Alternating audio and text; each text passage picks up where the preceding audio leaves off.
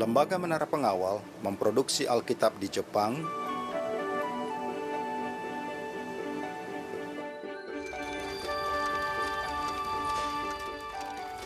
di Amerika Serikat,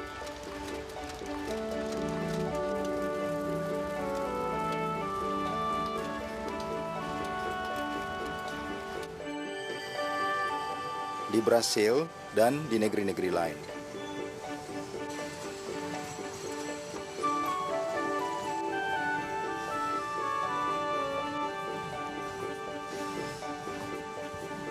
Bagaimana buku klasik ini dapat menjadi pedoman praktis bagi orang-orang untuk menghadapi problem sekarang? Nota che cosa dice la Bibbia in questo punto, in 1 Tessalonicesi capitolo 5 versetto 3. Alkitab memiliki pengaruh mendidik yang mengubah pikiran, hati, dan tindakan. Alkitab memberikan nasihat praktis dan masuk akal untuk menempuh kehidupan yang bahagia dan memuaskan, namun Alkitab sering tidak dihargai. Do you think the Bible is practical for our day? Well, I have a Bible, but I don't read it very much. Manfaat sejati Alkitab dinikmati oleh orang yang membacanya. Misalnya, Lam di Hong Kong adalah penjudi berat sejak kecil. Alkitab mengubah sikapnya terhadap uang. Saya berdoa kepada Allah dan saya ingat prinsip Alkitab di 1 Timotius 6 ayat 9 dan 10 bahwa cinta akan uang adalah akar segala macam perkara yang mencelakakan. Dan saya sadar dengan mengikuti prinsip Alkitab, saya tidak lagi merasakan tegangnya bertaruh dalam pacuan kuda. Sekarang, keadaan saya jauh lebih baik, dan saya dapat mengasihi orang lain, tidak semata-mata memikirkan uang seperti dulu.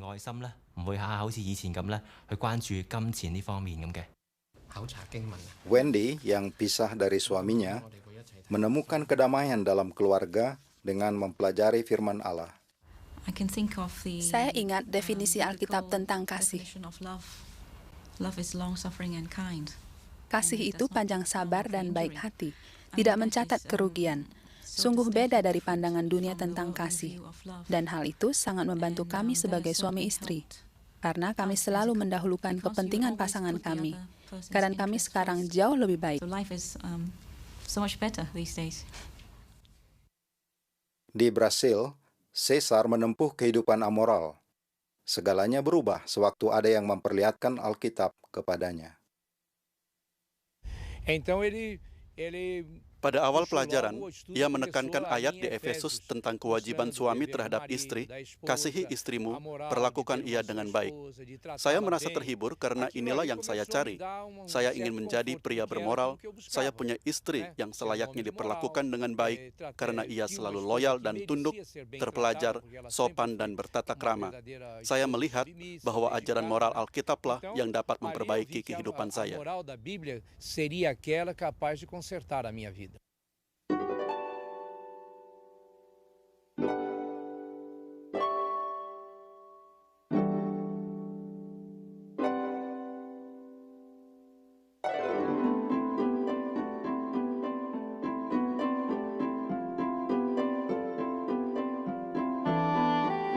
Shuko dari Taiwan lumpuh dari dada ke bawah, tetapi ia menemukan kekuatan dalam firman Allah. Mazmur 34 ayat 8 berkata, "Kecaplah dan lihatlah bahwa Yehuwa itu baik." Pesan saya bagi semua penderita cacat fisik atau psikologis, kita dapat teguh dan beriman. Seperti kata Yesus, iman sebesar biji monster pun dapat tumbuh dan memindahkan gunung.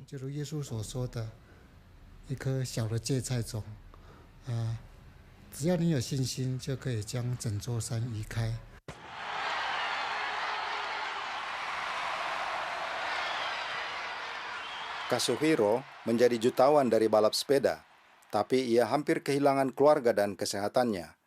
Namun, Alkitab memberinya norma-norma baru. Saya terkesan oleh ayat di Matius 16 ayat 26. Apa manfaatnya bagi seseorang jika dia memperoleh seluruh dunia tetapi kehilangan jiwanya? Saya pikir Ya, sekalipun saya bekerja keras tapi merusak diri, dan sekalipun saya dapat banyak uang dan punya kedudukan tinggi, semuanya sia-sia jika saya kehilangan nyawa. Peter yang menempuh kehidupan bejat dan penuh kekerasan memikirkan perubahan yang dihasilkan Alkitab dalam dirinya. Where would I be if I had not studied the Bible? Apa jadinya saya seandainya saya tidak belajar Alkitab? Saya tidak tahu. Mungkin saya sudah mati dan keluarga saya berantakan. Tapi melihat perubahan kami sekeluarga setelah mempelajari Alkitab, kami benar-benar terbantu olehnya. Kini kami bersatu dan kami bahagia. And we are happy. Mercedes meninggalkan senjata dan revolusi karena Alkitab. Hidup saya damai, keluarga saya lebih bersatu. Lenyap sudah kebingungan dan penderitaan yang kami rasakan dulu. Pengetahuan Alkitab membuat kami dihargai, bahkan oleh orang-orang yang tahu latar belakang saya. Mereka takjub melihat perubahan radikal dalam hidup saya.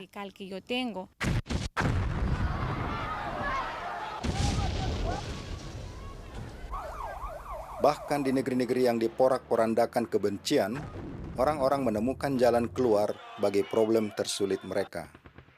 Pikirkan situasi politik di Irlandia dan bagaimana pedoman praktis Alkitab dapat memecahkan problem kita jika benar-benar diterapkan. Jika kita benar-benar mengasihi sesama seperti diri sendiri, kita tidak memasang bom, kita tidak benci, kita tidak menembak, kita punya kasih sejati. Jadi, sewaktu saya mulai menerapkan Alkitab dan mencoba hidup selaras dengan kata-kata Yesus, mengasihi sesama, ternyata saya tidak lagi membenci orang-orang yang dulunya benar-benar saya benci, orang Protestan dan orang Inggris. Seraya menerapkan Alkitab, saya pun memandang orang secara manusiawi, tidak soal agama dan kebangsaannya. Saya benar-benar belajar mengasihi sesama saya.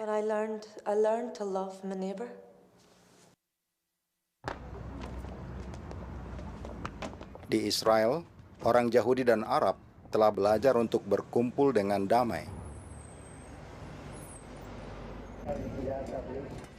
Di Afrika Selatan, orang kulit hitam dan kulit putih hidup rukun. Bukti bahwa problem modern dapat dituntaskan oleh buku klasik ini. Saya rasa Alkitab sangat praktis. Banyak orang menganggapnya buku tua, dan itu memang benar. Tapi isinya tak kalah modern dengan surat kabar manapun. Saya sadar bahwa firman Allah itu benar. Saya tidak pernah berkekurangan. Ada yang mengatakan Alkitab ketinggalan zaman. Itu kata orang. Tapi ia sama praktisnya seperti pada waktu ia ditulis, terlebih lagi pada zaman ini. Ya, Alkitab sekalipun klasik juga adalah buku modern. Jutaan orang di seputar dunia telah menempuh kehidupan bahagia dan punya harapan teguh akan masa depan karena mempelajari isinya.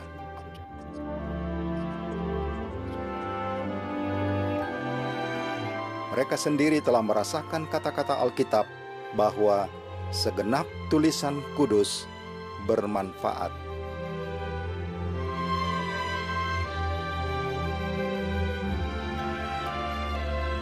Maukah Anda mengambil manfaat dari buku modern ini?